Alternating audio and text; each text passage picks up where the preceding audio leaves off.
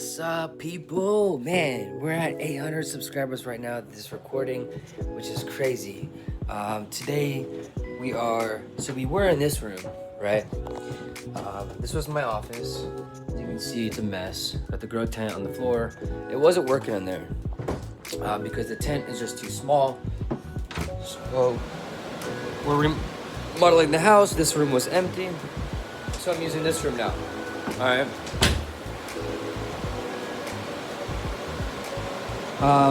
Right now I'm dealing with a little bit of a humidity battle. As you can see, I'm running 68%, 67 degrees. So I'm really trying to figure it out. Obviously without getting it too cold in here.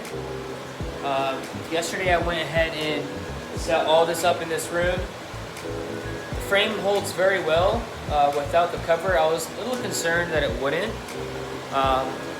I went ahead and put the inline fan to where the AC pulls air. And then we also added this fan. I got this fan down here, this fan right here. That fan fucking broke, dude. I don't know how, but it did. And then I got another little fan over here.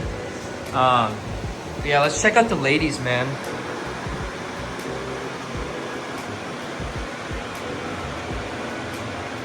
Yeah, we're dealing with a little bit of a humidity problem. This is the Blue Gelato 41 that I've been working on. She has some very long, gorgeous colas. Get a little frost shot. She's gonna be super frosty. Starting to kink up pretty nicely. Skinnier buds, it's just how this plant grows. This one back here though is a little thicker, and we'll go check her out in a second. Right here we got the Blueberry OG, and the Blueberry OG, man, I'm just having to hold her up by these strings. I'm gonna have to put a couple more strings on these as they get heavier. But look at her. We got her perked up on some stuff so she can be as tall as these other girls. And so I added about 4 inches in height. She seems to be doing just fine. Very frosty, very thick. We're in week 5, so the buds are starting to swell. These are going to be fucking massive. But yeah, we got these gorgeous buds. Just growing everywhere. The smell is so fruity. So fruity. It's like a really sour Fruit Loop. Not sour. Gassy Fruit Loop. Oh yeah. Coming over to here, this is the Reveg. The Reveg Blue Gelato. You can see just her on the ground with nothing. She took back off.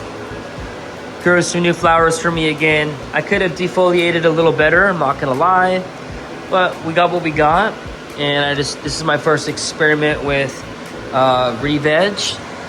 Not much having to do stringing on her. She has very strong branches with some very nice frost really starting to do its thing. So right now I'm ordering another dehumidifier. I drilled this cardboard into the wall to block any light. I'm gonna have to run some tape along it because you can see there's still some light leak. However, the sun rises on the opposite side of the house, so that shouldn't be a problem in the morning.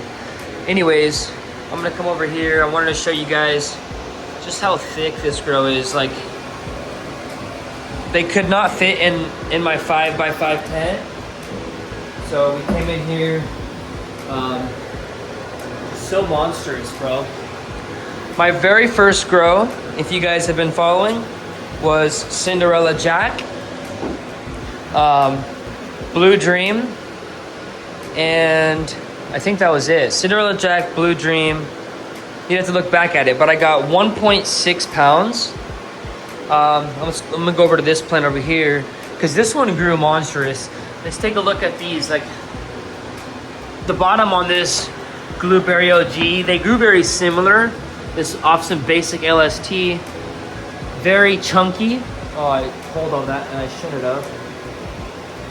But anyways, very chunky, you know, very wide. This is a 7-gallon bag, and this is a wick feeder. So it has these feeding wicks, these basically ropes, and the water in here. But I'm not going to do that anymore because we're having humidity problems. As you can see, we got the skate set over here. And this girl is my pride and joy. She's what I worked on this whole time, doing the LST. I know someone said you can take your clips off. I'm just not worried about it, dude. I'll take them off whenever I take them off. The plant's not struggling, and I think they actually offer some support. So, anyways, that's a 10-gallon bag. Let's get over to this lady. Now, she's taller. See if I can even fit. Yeah, I can fit. Alright. So, you're going to see how monstrous she is. She just goes out. Show you guys kind of how she works. She's just super wide and then tall and skinny. So, these buds are very chunky compared to the other Blue Gelato 41. I added these clips here probably within the first week of flower, and it made all of these massive chunky buds. So that's something I'll be doing more often. The frost is very prominent on this strain as well. I'm very happy with the frost production so far. There's a little dog hair on that. Lovely, right? But yeah, man, this is gonna be a beautiful harvest. I'm so fucking excited. You're gonna see how frosty everything is.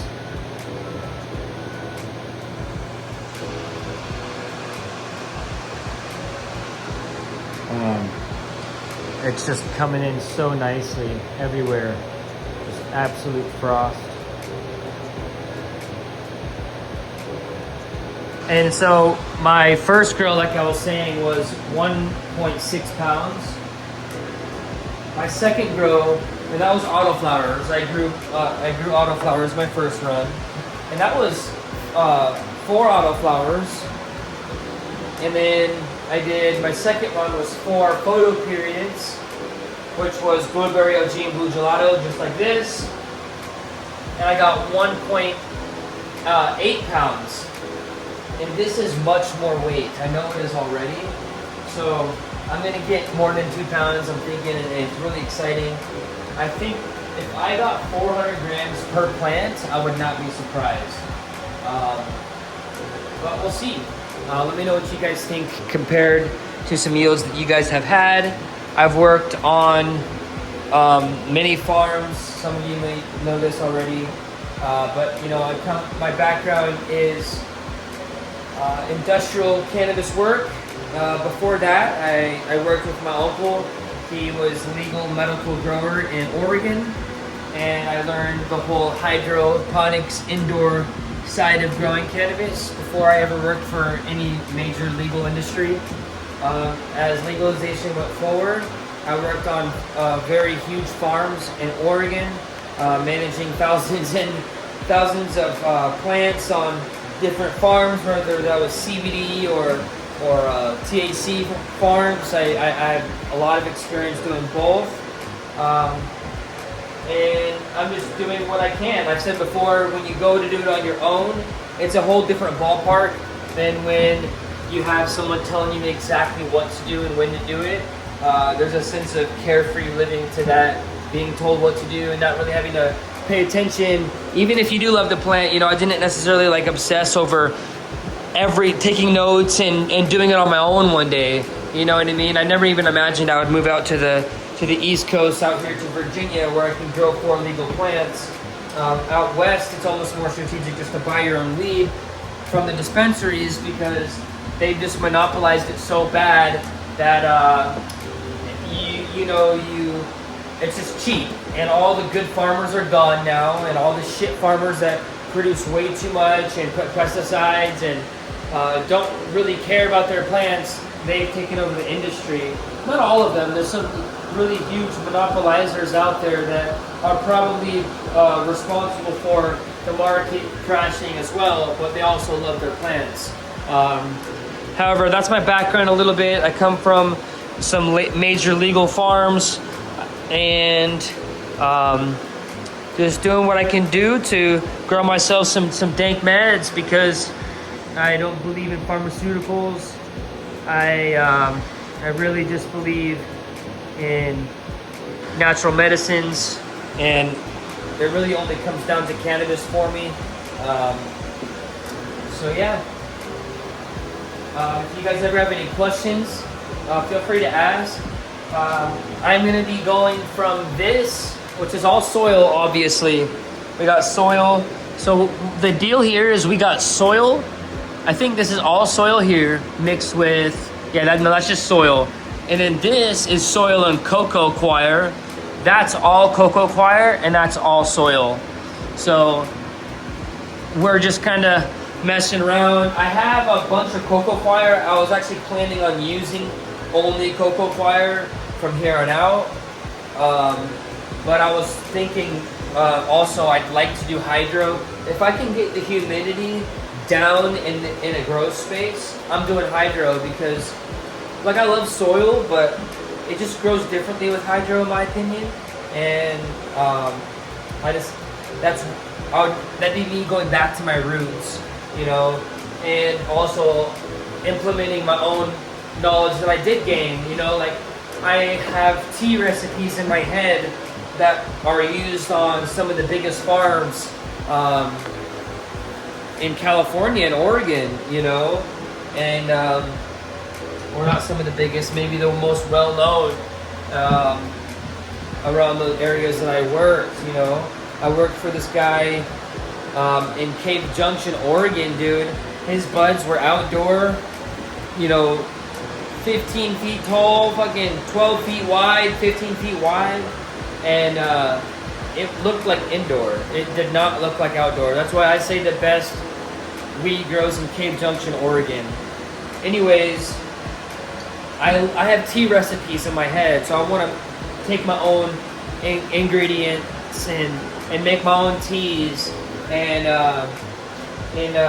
feed without bottled nutrients. I don't really believe in bottled nutrients. I bought bottled nutrients because I needed to get medicine, and it was cheaper.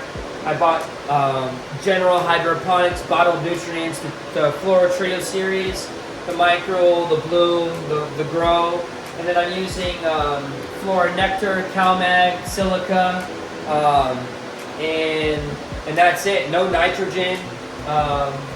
This run, I need to get a new nitrogen bag or whatever, or CO2, nitrogen, CO2. Yeah, whatever. You know what I'm saying. I need a new CO2 bag. But yeah, we're switching off the saltwater nutrients, which is basically just, I don't know, like any grower that I ever worked for at any time never used liquid nutrients. All the best growers that I ever worked for made their own nutrients. So they bought the raw stuff, and then they put it in a bucket with water in a little tea bag, bubbled it with an oxidizer for like 24 hours, and then fed that shit to your plants. And it stinks, and it looks gross, and it stinks, but it's magic if you know what you're doing. It's all about a good tea recipe. And so shout out to GT Sour Diesel. Shout out to Logan, rest in peace, for teaching me how to grow sour diesel in Garberville, California. Shout out to Jeff in Cave Junction. Shout out to all the farmers I work for. Shout out to my uncle. Shout out to everybody that taught me everything that I know now, that is allowing me to produce what I know is going to be a 2-pound harvest. And if I'm wrong, we'll see. But man, I'm just so stoked for this. It's so refreshing to walk in and grow your own weed and know what you're putting into it. And then like, you know, it's like I could get so stoned that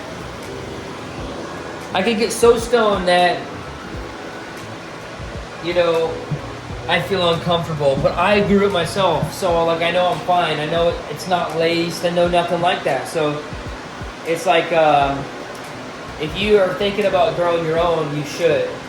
And it's really not that expensive to get going. You can get a pretty decent setup for, you know, less than, I would say for around like $500. You can get a decent little setup going and grow your own. But with that being said, I'm going to end this video. Peace and love to you guys. Thank you for subscribing. I got 800 subscribers. I don't know how. Like I said before, it took me 4 months to get me my first 100 subscribers, and in the past 2 or 3 weeks, I've gotten like 700. So much love to each and every one of you guys. If you watch this far, you're absolute fucking legend, bro. Leave me a comment. Let me know your name. If you're a grow me, I'll go check out your shit. I'll comment. I'll watch your videos and leave you some good retention. I appreciate you. Much love, guys. Let's grow, baby. Let's get it. Cheese!